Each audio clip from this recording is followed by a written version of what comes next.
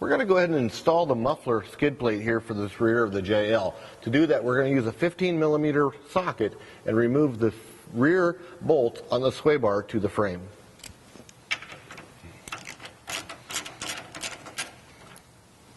We will do that to both sides.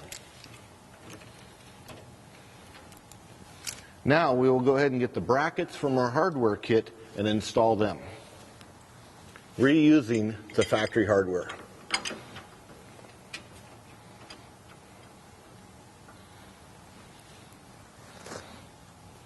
At this time, we are going to leave all hardware loose. Now we're going to bring the skid plate up in place using the carriage bolts on the bottom into the bracket with the nut on the top.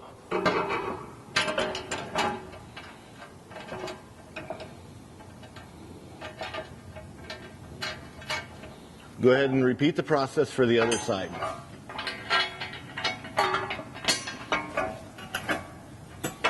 Now that you've installed the skid plate onto the bracket and it's hanging in place, locate the tabbed nut tab and the longer bolts that are in your hardware kit.